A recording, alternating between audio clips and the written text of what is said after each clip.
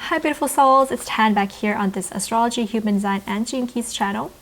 So welcome back everyone, and before we get started today looking at your evolution sphere in the Gene Keys, don't forget to head over to my second YouTube channel. It's an art channel, and click the subscribe button there and like any of the videos that you see on there.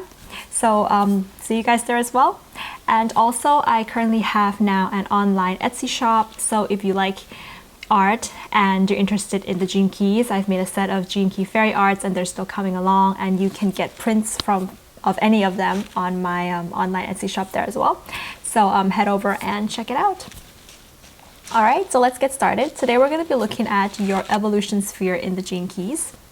So if you haven't gotten your Gene Keys profile yet, I'll give you a link in the description box below to the free online Gene Keys profile that you can get. And the sphere that we want to be looking at today is the one that's on the right hand side of the hologenetic profile. It's a circle there and it says evolution. It connects to the life's work. And so I want to look at this and share some of my personal experiences with you guys today through the 3 different systems that I currently use now when I look at human design or the Gene Keys or astrology, mainly human design Gene Keys. And that is the tropical, sidereal, and true sidereal or cosmic human design Gene Keys. And I mentioned in my last video about why I use these 3 systems. So I'll give you a link to that video and you can head over, and if you're wondering why I'm using all 3 systems together, just head over there and check out what I say in that video. So yes, so what is the evolution sphere in the Gene Keys? So the evolution sphere, the zodiac sign of that Gene Key and the number of that Gene Key is going to be opposite to your life's work, which is your sun. So in the Gene Keys, human design, astrology, it is the point of your earth. So we had the sun. We looked at the life's work, I think a few weeks ago. That was your sun, where you shine in the world, the role that you take on, right? Now we have the evolution, which is the earth, directly opposite but interconnected to the sun. And it gives a balancing energy to the sun. And the evolution sphere is always going to be, in the Gene Keys, they call it a programming partner to the sun, because opposite signs in astrology and in the Gene Keys are very, very important. And the opposite sign in the Gene Keys is a programming partner. And I'll go into that a little bit later on with regards to what it would mean when the life's work and the evolution are programming partners together. But in your chart, the life's work and the evolution is always the opposite sign. It's always a programming partner. So, in my Gene Keys profile, my life's work is Taurus because I have a Taurus sun. It's in gate 23. So my life's work is going to be Scorpio because Scorpio is opposite. Sorry, my evolution in the Gene Keys is going to be Scorpio because Scorpio is always opposite to the sun. So my sun is in Taurus, my earth is in Scorpio, gate 43, opposite to gate 23 in the hexagram wheel of human design and the Gene Keys. So that's how you would look at that. And so, but in sidereal systems and in true sidereal, my sun is in Aries, so my evolution and my earth is always going to be in Libra. Okay, so before we even get started, feel free to comment below, guys, what is your evolution in tropical, sidereal, and true sidereal? And again, if you want to know how to get your sidereal and true sidereal Gene Keys, link in the description box below to a video that I introduce you guys to these systems and how to get those profiles of those systems. So the evolution in the Gene Keys represents the biggest challenge of your life, or one of the biggest challenges of your life, a place that can be very uncomfortable for you in this lifetime, but it holds great potential. So you know how the Gene Keys has 3 different energy levels: the shadow, the gift, and the city. At the shadow of your evolution, when you are in the shadow, you can say, of the sphere of your evolution, you are sort of asleep and you are not awakened, we can say, until something in your life triggers it. And this is usually relationships that trigger your evolution to be awakened within you. Mainly it's relationships, because we learn a lot in relationships. When we think about the biggest shadow, it mainly is revealed to us in relationships as well. And when you want to, we can say, raise the energy frequency of the various different gene keys that you have, like when you want to start raising the energy frequencies of all the spheres from the shadow to the gift, they say that it usually starts with the awakening of your evolution sphere. It triggers, that trigger of the evolution causes a ripple for you to lift the energy frequency of all the other spheres from shadow to gift to siddhi as well. So a quote from the Gene Keys book that Richard Rudd says with regards to the evolution sphere: the moment you experience uncertainty or pain, this shadow will be close by. So if you wait until the next triggering event of your life, the next painful event of your life, it can be anything from a really painful breakup, a loss of a job, some kind of struggle that you're having in your life. The shadow of your evolution is really, really close by. And if you can be aware of what's happening there, it will help you to, we can say, evolve and awaken.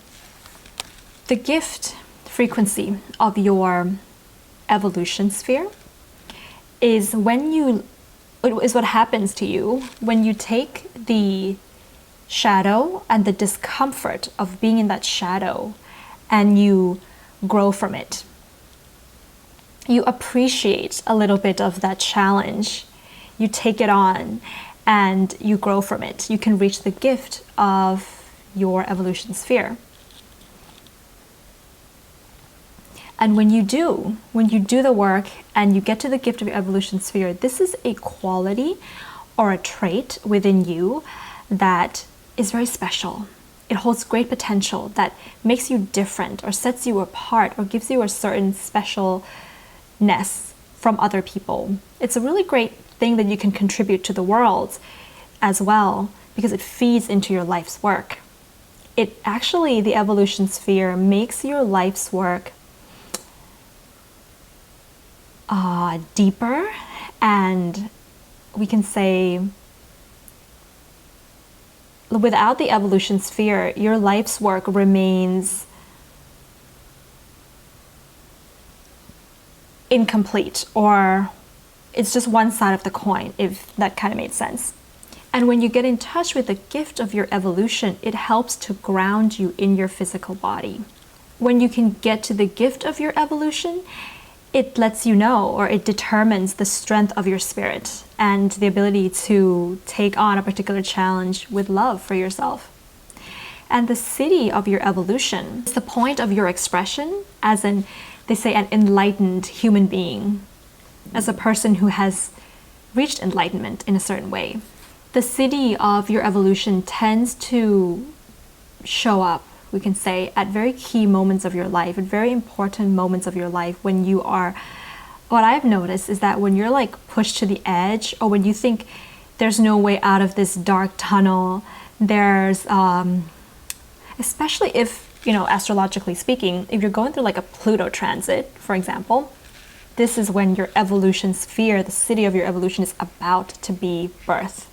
And without unlocking the gift or the siddhi of your evolution, it is hard for you to know the truth or the essence of who you really are. But when you can get in touch with it, the essence, the truth inside of you, a hidden part of you, really comes out, you can say. So when we look at the programming partner of the life's work and the evolution, it forms a pathway that connects the two of them, which is called the pathway of challenge. So, I always look at the programming partner as being two sides of the same coin. Okay, so without one, you don't have the other. With one, you need to have the other, and you can't really have one without the other. And if you have one without the other, then it's not complete. It's like you have a coin, but you always look at one side of it. But the other side is there, and it's always gonna be there. But if you don't see the other side, then you never see the coin for its totality. You just see one side of the coin. So without the programming partner, it's a very one-sided way of looking at something, and the universe is made up of dualities, yin and yang. They always exist together. So these two programming partners, they are always together. And of course, there's even like this saying in astrology, which I've mentioned many times, that there's actually not 12 signs in astrology. There are actually only 6 signs, because every sign has a programming partner and they're pretty much the same, but they're just a different side of the coin. So when it comes to the life's work and the evolution, you can look at the life's work as being your expression in the world, your authentic role, and how you're going to express that role. That's your sun. But the evolution, the earth point, is the motivation underneath that expression of the sun. It's like the engine that drives the expression of that sun. And so the more that you're in touch with your evolution, the more authentic the expression of your sun is going to be, and the more insightful the expression of your sun is going to be. And the more energy, you can say, you're even going to have for the expression of that sun. Because the evolution is the earth, so it grounds you in the physical body, and when your physical body is grounded and nourished and it's feeling good, you have energy, right, to pursue the expression of the sun. Without it, you can still pursue the expression of the sun, but you're not going to have that much energy for it. And it's going to feel like, it can make you feel like a car. It's still running, but it's just not running on a very good engine, we can say, or an engine that makes it run for a very long time. I hope that's kind of making sense. But of course, there's a lot of tension, right, between oppositions, between programming partners. And it's a stored tension inside of you. It is like, and Richard Rudd also mentions that these oppositions are like the seed of your father and the egg of your mother. And I love this because if the sun is your father and the earth at some point is also representing your mother, and how your mother feeds you and nourishes your physical body, it makes so much sense. Because when I look at like my true sidereal sun in gate 51, the shadow of that is agitation. My father is always agitated, and this is my view of my father. My father is an agitated person. That makes so much sense.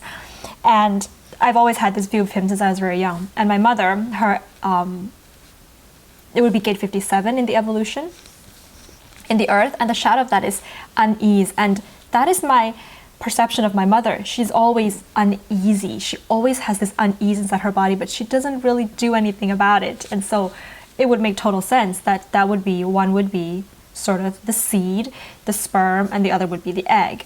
And they come together, but there's friction there, because are they going to remain apart? If they remain apart, they are tense. They want to come together, but they don't want to come together. But when they do fuse together as one, then we have a blossoming flower, a human being, a person, right?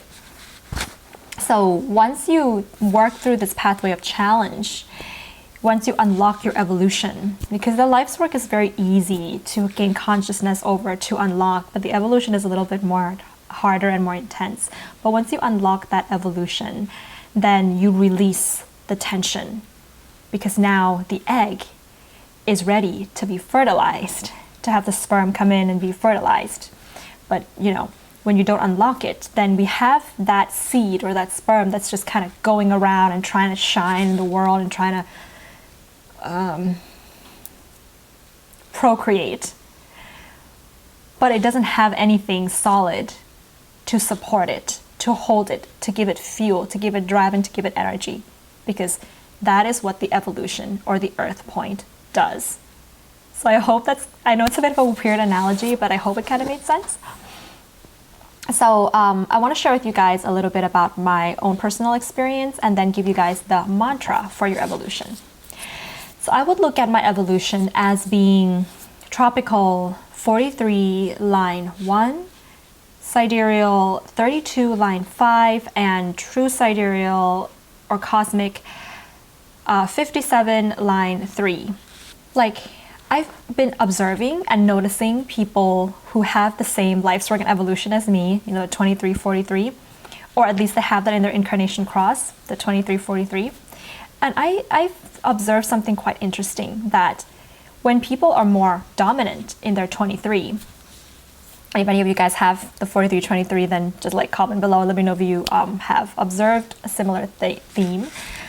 But when they're very dominant in their 23, they tend to want to share things. They tend to want to break down complex subjects and make it easier for people to help to understand, break down systems to help people to understand. But when they are out of touch with their 43, the way that they split apart, simplify, structure their insights, we can say, it becomes very too simplistic. Because the gift of the 23 is simplicity, but you can have something that's so simplistic that there is no insight to it.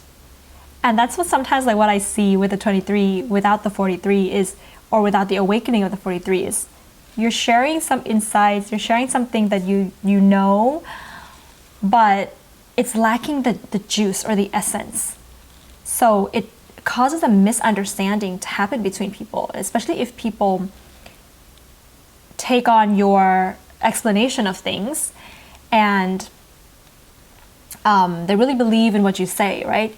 You can really change the way that they think, but you may not change the way they think in the way that is actually has, I could say, correct or has an essence to it at all, if that makes sense.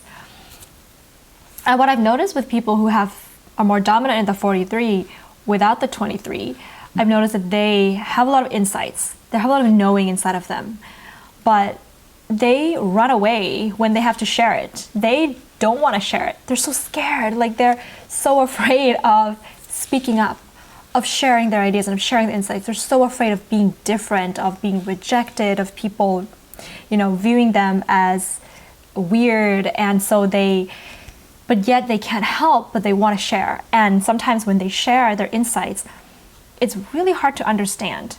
It's like the way they structure their sentences and the way that the vocabulary they use, it's not quite there.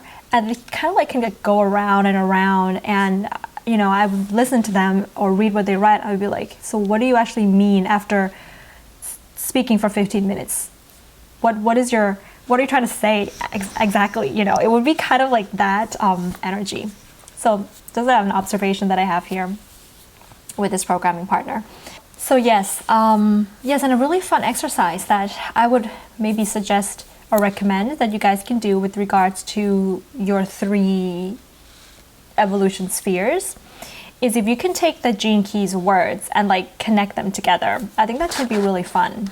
So for example, when I look at the shadow of my evolution and the biggest challenge in my life, I've got gate 57 unease, gate 32 failure, gate 43 deafness.